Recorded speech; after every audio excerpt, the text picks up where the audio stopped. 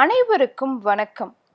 நான் doctor M S. Vishanandhini, Siddha physician, lotus women care hospitals, PCOS speciality centre, Saibaba colony, Coimbatore, KK Nagar, Chennai. இனியவை இன்று நிகழ்ச்சியில் தொடர்ந்து நம்ம பெண்கள் சார்ந்த பல ஆரோக்கிய குறிப்புகளை பார்த்துக்கிட்டே வரங்க. அந்த வகையில் இன்னைக்கு நம்ம சொல்லக்கூடியது, நிறைய பெண்கள் டாக்டர் நீங்கள் குழந்தை பாக்கியத்துக்காக சொல்கிறீங்க, ஆனால் இரண்டாவது குழந்தை பாக்கியம் அப்படிங்கிற ஒரு விஷயம் எங்களுக்கு தள்ளி போயிட்டே இருக்கு. ஸோ முதல் குழந்தை எங்களுக்கு ஈஸியாக கிடைச்சிருச்சு, ஆனால் செகண்ட் ப்ரெக்னன்சிக்காக நாங்கள் ட்ரை பண்ணிக்கிட்டு இருக்கோம், அது ஈஸியாக கிடைக்க மாட்டேங்குது, அதுக்கு நாங்கள் என்னென்னலாம் பண்ணணும், இதை நாங்கள் எப்போ பிளான் பண்ணணும் இப்படின்னு நிறைய பேர் கேள்வி கேட்டிருந்தாங்க. ஸோ அதற்கான ஒரு பதிவாக தான் இது இருக்க போகுது.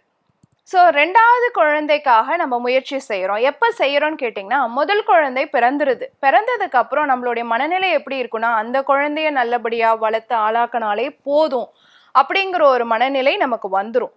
ஆனால் அந்த குழந்தைக்கு ஒரு 5, 6, 7 வயது ஏற்படும் பொழுது அந்த குழந்தை தான் கூட விளையாடுறதுக்கு ஒரு குழந்தை இல்லை, பக்கத்து வீட்டில எல்லாம் அவங்களுக்கு தங்கச்சி பாப்பா இருக்குது, தம்பி பாப்பா இருக்குது, எனக்கு இல்லைன்னு நம்ம வீட்டில் கேட்கும் பொழுது, அது தனிமையை உணரும் பொழுதுதான் நமக்கு ஒரு கஷ்டம் வரும் பொழுது நம்ம யோசிக்கிறோம், ஓகே ரெண்டாவது குழந்தைக்காக நம்ம ட்ரை பண்ணலாம் அப்படின்னு. நீங்கள் ட்ரை பண்ண ஆரம்பிக்கும் பொழுது எடுத்த உடனே ரிசல்ட்ஸ் கிடைச்சிருச்சுன்னா ஓகே சந்தோஷம். ஆனால் இன்னைக்கு காலகட்டத்தில் அப்படி கிடைக்க மாட்டேங்குது இல்லைங்களா?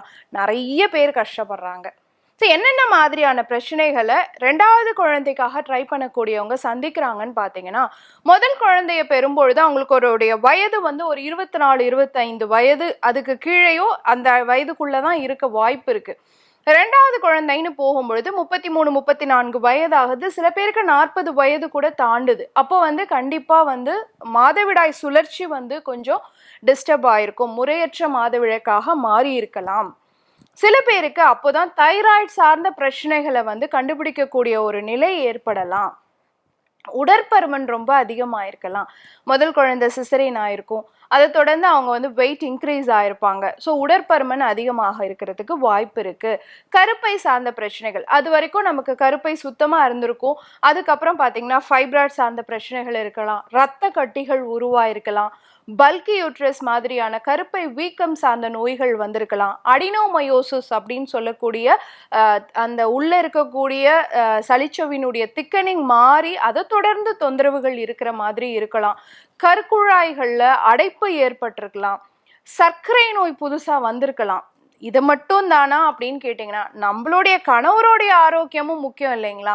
ஸோ அவருக்கு நம்மளுக்கே 35 வயது கடந்துருச்சுன்னா அவருக்கு குறைஞ்சபட்சம் 40 வயது கடந்துரும். அப்போ அவருக்கு ரத்த அழுத்தம் இருக்கலாம், சர்க்கரை நோய் ஏற்பட்டிருக்கலாம், அவருடைய உயிரணு சார்ந்த பிரச்சனைகளும் உருவாயிருக்கலாம். ஸோ இத்தனை பிரச்சனைகளை நம்ம ரெண்டாவது குழந்தைக்காக ஃபேஸ் பண்ணுறவங்க முதல் குழந்தைங்களுக்காக ஃபேஸ் பண்ணாதவங்க சந்திக்கக்கூடிய பிரச்சனைகளாக இருக்கும்.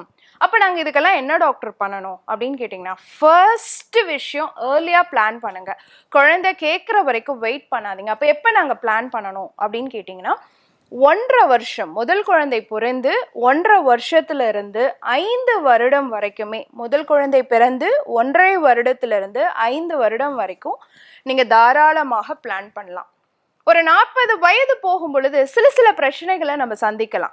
ஒரு விஷயம் கருமுட்டை ரொம்ப குறைஞ்சிருது. அந்த காலத்துலலாம் அப்படி கிடையாது.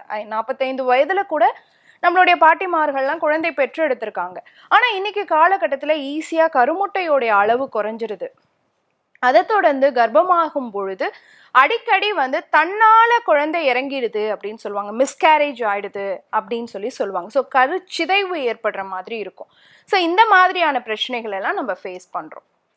அடுத்து உடல் எடை. ஃபர்ஸ்ட் நீங்கள் ரெண்டாவது குழந்தைக்கு முயற்சி பண்ணுறீங்கிற விஷயம் எடுத்தாலே உடல் எடையை குறைக்கிறதுக்கான முயற்சியை கண்டிப்பாக நீங்கள் பண்ணணும். உடற்பருமனை குறைக்கணும். சில பேருக்கு கருப்பை இறங்கி இருக்கிறதுக்கான வாய்ப்பு இருக்கு. அப்போ என்ன பண்ணணும்னா, அந்த கருப்பையை வலுப்படுத்தக்கூடிய விஷயங்களை செய்யணும். உதாரணத்துக்கு கீஜல் எக்ஸசைஸ்னு நம்ம சொல்கிறோம் இல்லைங்களா, நம்மளுடைய கருப்பையினுடைய தசைகளை வலுப்படுத்தக்கூடிய எக்ஸசைசஸ்னு இருக்குது. ஸோ மூச்சு பயிற்சியாக இருக்கலாம், முத்ராஸாக இருக்கலாம். இதெல்லாம் நீங்கள் பயிற்சி பண்ண உங்கள் கருப்பை வலுவாகும். அதே மாதிரி கருப்பையை வலுப்படுத்தக்கூடிய உணவுகள், வாழைப்பூ, வாழைத்தண்டு, பாதாம், ஆப்பிள், மாதுளம்பழம், இந்த மாதிரியான விஷயங்கள் ரெகுலரா சேர்த்திக்க பாருங்க. இதை தவிர்த்து 2வது குழந்தைக்காக முயற்சி செய்யக்கூடியவங்க அவங்களோட எண்டோமெட்ரியோசிஸ், ஃபைப்ராய்டு யூட்ரஸ், கருப்பையில் ஏற்படக்கூடிய அடினோமயோசிஸ் பல்கி யூட்ரஸ், கருக்குழாய் அடைப்பு, இந்த மாதிரியான பிரச்சனைகள்லாம் இருக்கு அப்படிங்கிற பட்சத்தில் பீரியட்ஸ் ஆன முதல் 3 நாட்கள் என்ன பண்ணலாம் அப்படின்னு பார்த்தீங்கன்னா, நம்ம இப்போ ஒரு 3 ரெமெடி சொல்ல போகிறோம். அதில் உங்களுக்கு எது முடியுதோ அதை நீங்கள் பண்ணலாம். ஆடாதோட இலை ஈஸியாக நமக்கு தோட்டங்கள்லையும் வயல்கள்லையும் கிடைக்கும். அப்படி ஒரு வேளை கிடைக்கலன்னா ஆடாதோடை பொடியாக கடைகளில் வாங்கிக்கலாம். இலையாக இருந்தால் 2-3 இலையை பிச்சு போட்டு ஒரு 2 கிராம்பு மட்டும் போட்டு கொதிக்க வச்சு வடிகட்டி அதில் கருப்பட்டி சேர்த்து பீரியட்ஸ் ஆன ஃபர்ஸ்ட் 3 டேஸும் மார்னிங் எம்டி ஸ்டொமக்கில் எடுத்துக்கோங்க. இதுவே பொடியாக இருந்தால் ஒரு 3/4 ஸ்பூன் அளவு பொடி போட்டு கிராம்பு பொடி ஒரு 2 சிட்டிகை போட்டு தண்ணி போட்டு நல்லா கொதிக்க வச்சு வடிகட்டி அதே மாதிரி கருப்பட்டி சேர்த்து எடுத்துக்கலாம். பீரியட்ஸ் ஆன ஃபர்ஸ்ட் 3 டேஸ் காலையில் வெறும் வயிற்றில் எடுத்துக்கோங்க. இதை தாண்டி இதெல்லாம் முடியாது டாக்டர் அப்படின்னா வீட்டில் ஈஸியாக கிடைக்கக்கூடியது சோற்றுக்கற்றாழை தான். ஸோ சோற்றுக்கற்றாழை கருப்பையை சுத்தப்படுத்துறதோட மட்டும் இருக்காது, உங்களுடைய கருமுட்டை வளர்ச்சியும் சீர்படுத்தி கொடுக்கக்கூடியதாக இருக்கும். ஸோ மடல்களை நல்லா பிச்சுட்டு உள்ளே இருக்கக்கூடிய அந்த சதைப்பற்றை மட்டும் எடுத்து 7 தடவை நல்லா கழுவிட்டு காலையில் வெறும் வயிற்றில் மோரில் போட்டு அடித்து ஒரு 20 கிராம் அளவு எடுத்து மோரில் கலந்து காலைல எம்டி ஸ்டொமக்கில் எடுத்துக்கலாம். இது ஃபர்ஸ்ட் 3 டேஸ் பண்ணால் போதுமானதாக இருக்கும்.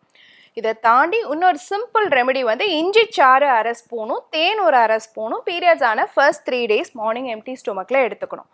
நம்மளுடைய சித்த மருத்துவ நூல்களில் இஞ்சிக்கு என்ன சொல்லப்பட்டிருக்கு அப்படின்னு பார்த்தீங்கன்னா, விஞ்சுகின்ற சூளையரும் அப்படின்னு சொல்லப்பட்டிருக்கு. ஸோ எண்டோமெட்ரியோசிஸ்னால உங்களுக்கு இருக்கக்கூடிய பெயினோ இல்லை அடினோமயோசிஸ்னால உங்களுக்கு இருக்கக்கூடிய பெயினோ பார்த்தீங்கன்னா சூளை அப்படின்னு சொல்லப்படுது. ஸோ உங்களால் தாங்கிக்க முடியாத வலிகளை குறைக்கக்கூடிய தன்மை உடையதாக இந்த இஞ்சி சாறு இருக்கும்.